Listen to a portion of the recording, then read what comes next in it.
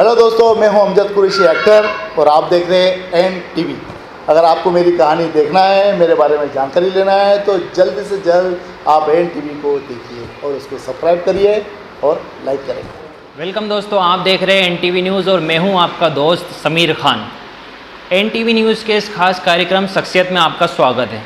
शख्सियत में आज हम आपको ऐसी शख्सियत से मिलवाने वाले हैं जिन्होंने निवाली जैसे छोटे शहर से निकलकर फिल्म जगत की चकाचौंध भरी दुनिया में अपने टैलेंट के बलबूते पर एक अपनी अलग पहचान बनाई है। फिल्म वेलकम बैक में ऑन स्क्रीन जॉन इब्राहिम का दोस्त का किरदार प्ले करने वाले एक्टर अमजद कुरैशी जी आज हमारे बीच मौजूद है। तो आइए जानते हैं कि उनका फिल्मी सफ़र किस तरीके से रहा और उन्होंने किस तरीके से संघर्ष करके अपने फिल्मों में एक अलग पहचान बनाई है। तो सर, सबसे पहले मैं आपसे ये जानना चाहूँगा कि निवाली जैसे छोटे शहर से निकलकर आप मुंबई का जो सफ़र तय किया है आपने, तो किस तरीके से आपके लिए संघर्षपूर्वक था और फिल्म पाने के लिए आपको कितना संघर्ष करना पड़ा? संघर्ष तो बहुत ज़्यादा करना पड़ा, लेकिन मैं अपने आप में खुश हूँ क्योंकि मैं भोपाल गया था। भोपाल से मैंने थिएटर का कोर्स वगैरह किया। अच्छा।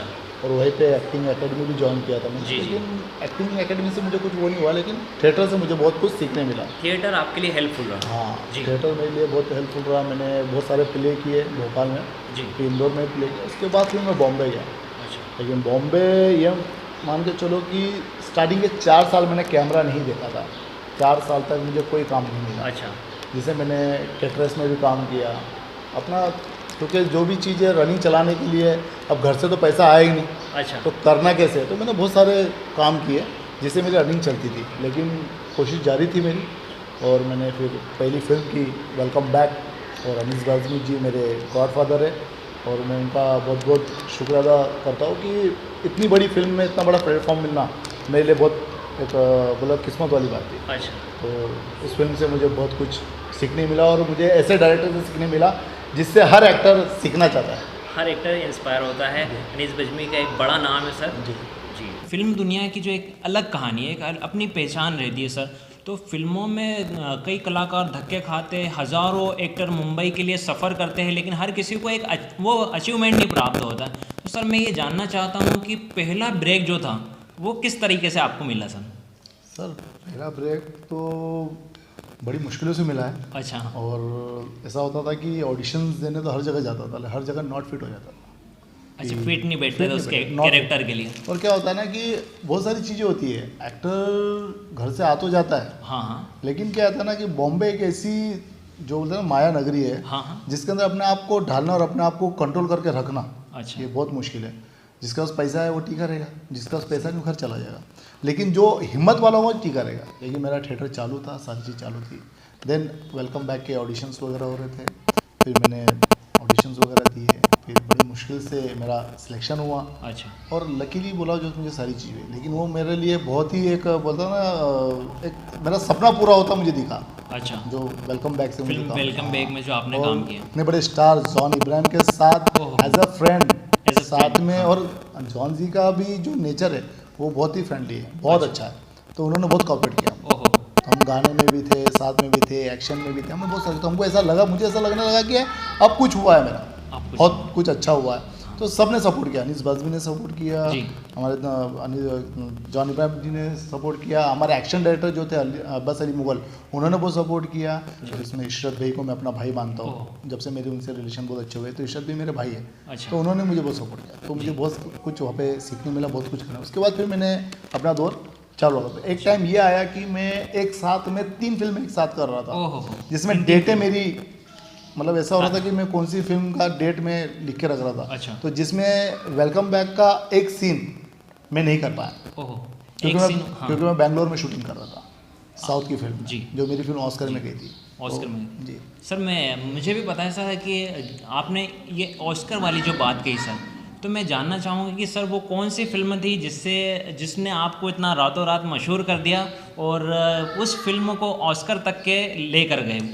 सर, उस फिल्म के बारे में तो मैं इतना कहूँगा कि उस फिल्म के जो डायरेक्टर थे मास्टर किशन जी जी, जो 9 साल की एज में उन्होंने पहली फिल्म बनाई थी, वर्ल्ड रिकॉर्ड बनाया था as a director. As a director उन्होंने 9 साल में अपना काम स्टार्ट किया। तो वो फिल्म बहुत बड़ी हिट हुई थी जी, और वर्ल्ड रिकॉर्ड बनाया था, जिसमें जिनिंग बुक में उनका नाम भी दर्ज है। और उन्हीं की वो पार्ट 2 थी जी, part 2। Welcome care of footpath जो थी वो फर्स्ट पार्ट था, वो वर्ल्ड रिकॉर्ड बनी फिल्म है जी। उसमें उनको बहुत अवार्ड मिले जी। उसी फिल्म का पार्ट 2 स्टार्ट हुआ था केयर ऑफ फुटपाथ 2 जी। जिसके अंदर अनीस बाज़मी जी ने उस फिल्म में काम किया है एज एक्टर। मेरी वजह से उन्होंने किया, मेरे लिए उन्होंने किया, इसलिए मैं उनको अपना गॉडफादर बोलता हूँ। ईशा देओल थी उसमें, जी जी, अविका गौर थी जी, मास्टर किशन जी, और एक लड़का मैंने लॉन्च किया था दिल्ली का जिसमें मैंने पूरी कास्टिंग डायरेक्टर एज उस फिल्म का मैं हूँ, तो दिल्ली का एक लड़का था। अच्छा, उस फिल्म में आपने एज अ कास्टिंग डायरेक्टर से भी वर्क किया था? हाँ, एज अ कास्टिंग डायरेक्टर भी हो, एज अ एक्टर भी हो। तो उस फिल्म के अंदर पूरी कास्टिंग मेरी है। अच्छा। और एज एक्टर भी हो, तो film as a hit film, as a वो फिल्म ऑस्कर में भी गई। हाँ। और वो फिल्म के बहुत अच्छा खासा उसका प्रमोशन भी हुआ जी। और वो तमिल, तेलुगु, हिंदी, इंग्लिश 4 लैंग्वेज में पिक्चर रिलीज हुई है। अच्छा, 4 लैंग्वेज में डब होकर रिलीज हुई? नहीं, प्रॉपर हिंदी और कन्नड़ा में तो रिलीज बनी है। अच्छा, उसके बाद दूसरी डब हुई वाला। तो क्या बोलते हैं, लॉस एंजलिस में फिल्म रिलीज हुई थी ऑस्कर। अच्छा, ये फिल्म तो 3 हफ्ते बाद चली फिल्म। सर, मैं ये जानना चाहूँगा कि इस फिल्म में आपका क्या किरदार था सर? इस फिल्म में मैं एज ए इंस्पेक्टर का काम कर रहा हूँ। एज ए इंस्पेक्टर वर्क किया और मैं उस फिल्म में एज ए नेगेटिव रोल किया। Negative role. तो उस फिल्म में 2 ही किरदार होते हैं, या तो हीरो या तो विलन। हाँ। तो हीरो पार्ट एक अलग था, विलन पार्ट अलग था। जिस विलन में जो मेन विलन था जी, JK कार्तिक, आज वहाँ पे स्टार है, उनके साथ इंस्पेक्टर रोल था। हम दोनों ही 2 ही इसमें विलन थे। हर किसी का सपना होता है, हर किसी एक्टर का सपना होता है कि उसकी फिल्म बड़ी कामयाब हो और बड़ी कामयाबी के साथ ढेरों अवार्ड जीते। और अवार्ड की अगर बात करें तो ऑस्कर से बड़ा कोई अवार्ड नहीं है फिल्म जगत का। तो जैसे आपको पता चला सर कि आपकी फिल्म ऑस्कर के लिए नॉमिनेट हुई, तो सर आपके क्या रिएक्शन थे और आप किस तरीके से फील कर रहे थे उसको? ऑस्कर सर बहुत बड़ा नाम है और मेरे लिए तो बहुत खुशनसीबी वाली बात थी कि मेरे लिए इतनी बड़ी फिल्म, और मैंने बहुत सारी फिल्में देखी है जो ऑस्कर में जाती है, नहीं जाती है, लेकिन कन्नड़ा इंडस्ट्री के लिए एक फर्स्ट मूवी थी जो ऑस्कर के लिए गई थी, रेंज में गई, मेरे लिए बहुत बड़ी बात थी। हाँ, एक बड़ी अचीवमेंट होती है सर कि किसी भी एक्टर की फिल्म ऑस्कर के लिए नॉमिनेट होना। सर वो खुशी मैं बता नहीं सकता हूँ, इतनी खुशी है कि आज मेरे साथ नाम अगर जुड़ता है। मेरा एक न्यूज़ आया था तो जिसमें आया था कि गांव से लेके ऑस्कर का सफ़र किया है अमजद कुरैशी ने। तो देन मेरे लिए एक बहुत बड़ी बात है, मेरा नाम उस चीज़ से जोड़ा जाता है जी।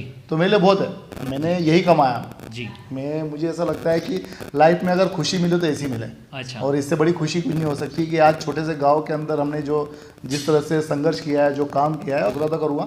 और बहुत ग्रेट डायरेक्टर है, मतलब डायरेक्शन में तो बाप है, कम उम्र का इंसान जो इतनी बड़ी फिल्म जो ऑस्कर के लिए ले गया और इतने बड़े बड़े एक्टरों को उन्होंने अपनी एक्टिंग से, अपने डायरेक्शन से उस फिल्म को प्ले किया और फिल्म को हिट भी करी। तो मेरे लिए बहुत बड़ी बात है। मैं भी उन लोगों के साथ जुड़ा हूँ और नेक्स्ट मूवी कर रहा हूँ उनके साथ। अच्छा।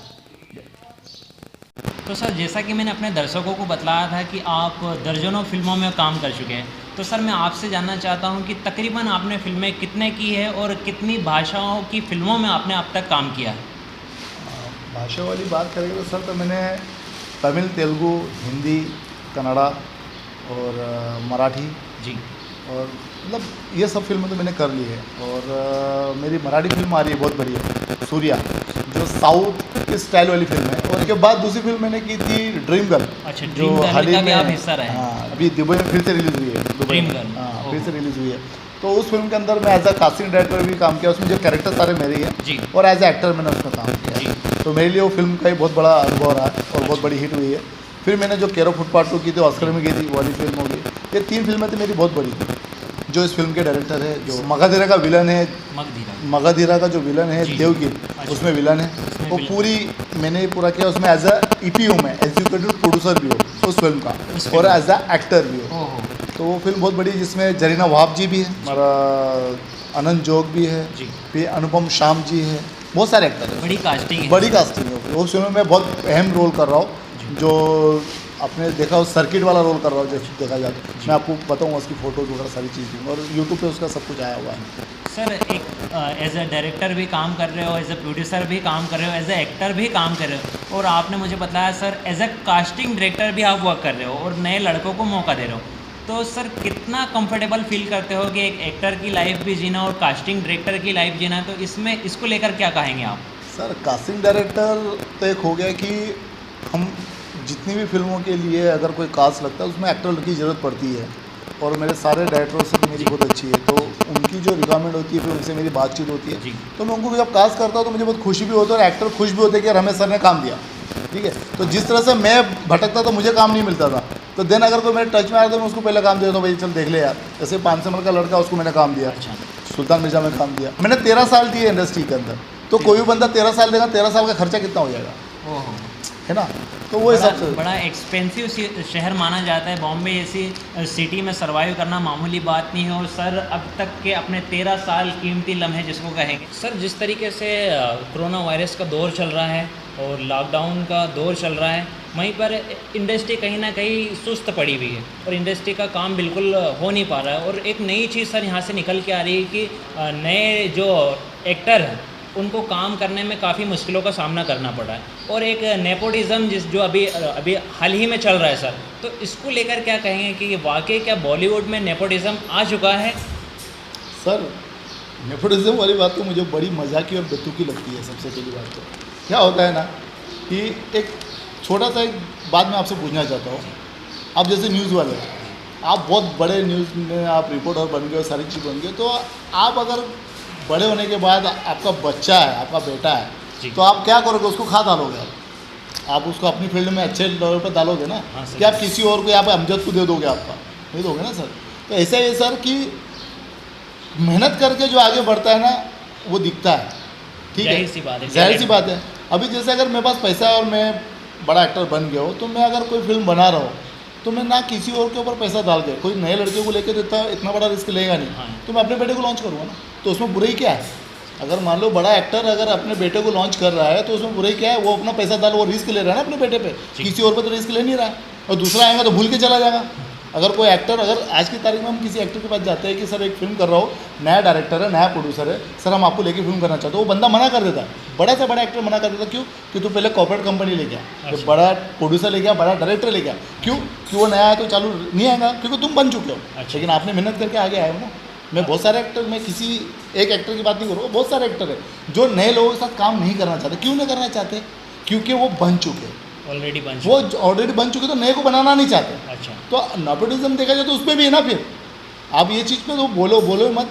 मेहनत करके जो जाते हैं, नवाजुद्दीन बहुत बड़ा एक्टर है, जो एक सबूत है, वो मेहनत से आए, 15 साल स्ट्रगल किया हुआ है। राजपाल यादव मेहनत से एक्टर है ना, टैलेंटेड आए ना। सौरभ भास्कर आए, जीशान अयूब आया हुआ है, इरफान खान जी आए थे, बड़े बड़े एक्टर आए। तो अपनी मेहनत से जाके बढ़ा है। लेकिन अगर उन्होंने अपने बेटे को लॉन्च कर दिया तो बहुत बुरा तो क्या ना। अगर उसमें टैलेंट होगा, एक ही बार लॉन्च करेंगे, टैलेंट होगा तो आगे चलेगा, नहीं टैलेंट होगा तो नहीं चलेगा।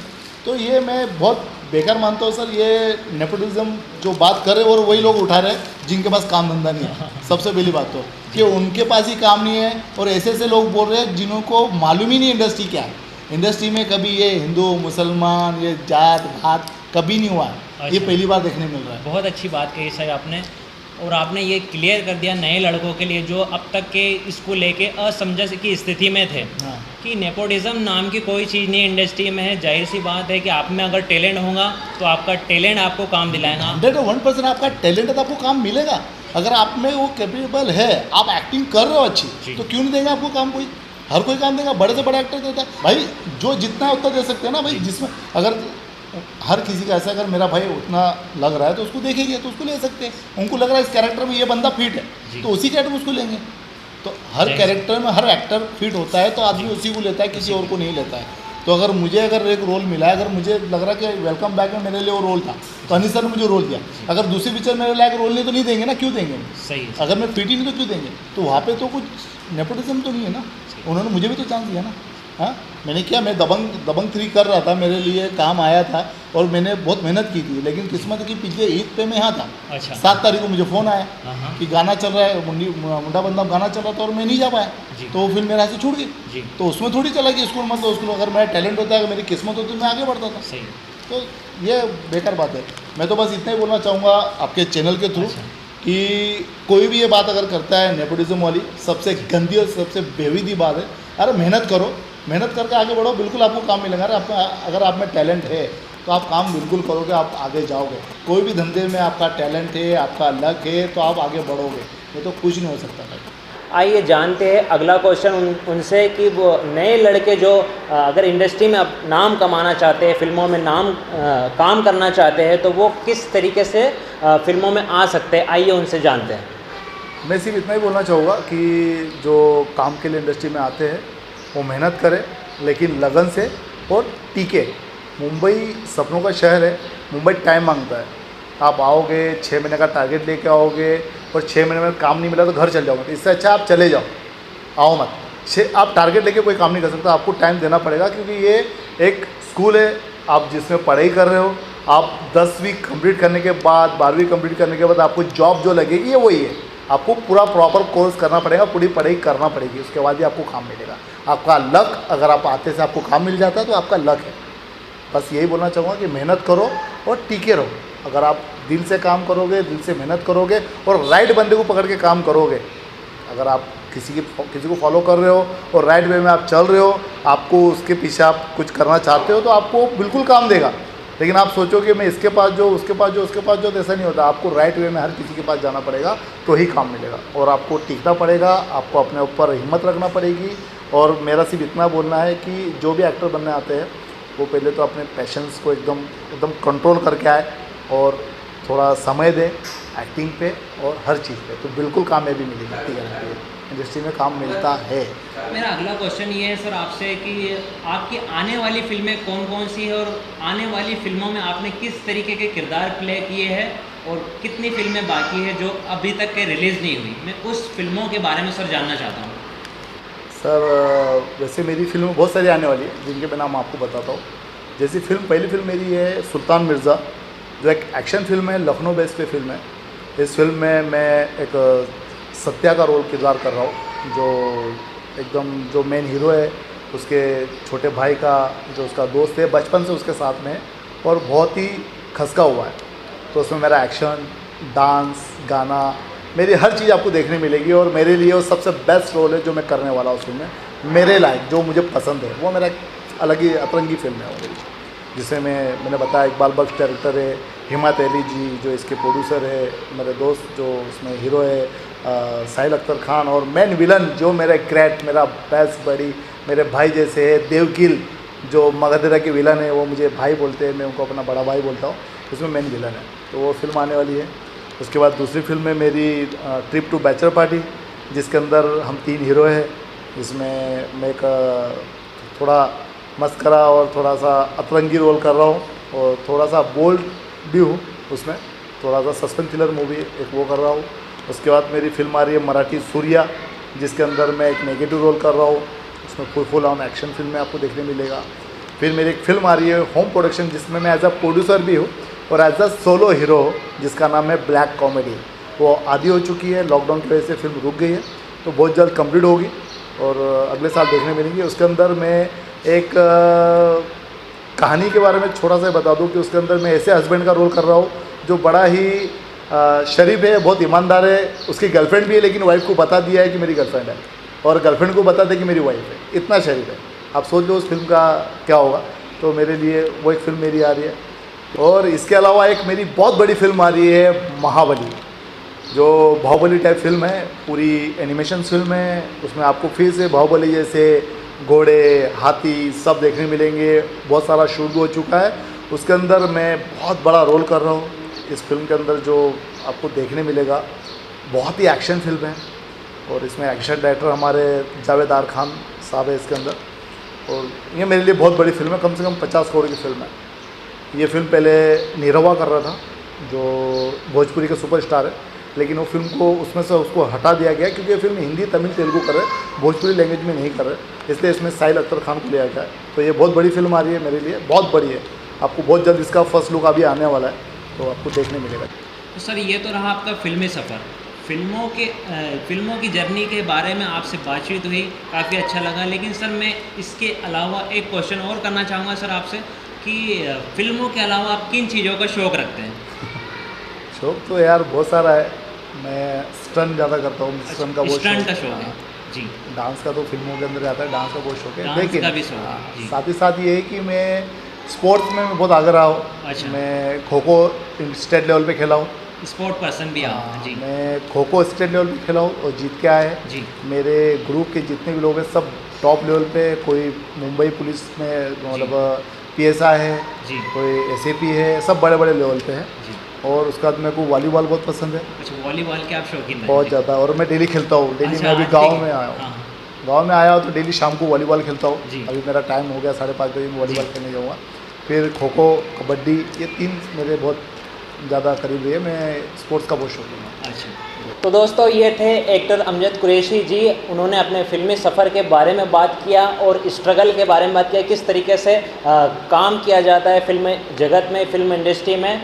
अगर आप इस चैनल के माध्यम से और भी इस तरीके के कार्यक्रम देखना चाहते हैं तो मेरी आपसे दरख्वास्त है कि आप चैनल को सब्सक्राइब जरूर कर दें और वीडियो को ज़्यादा से ज़्यादा शेयर करें।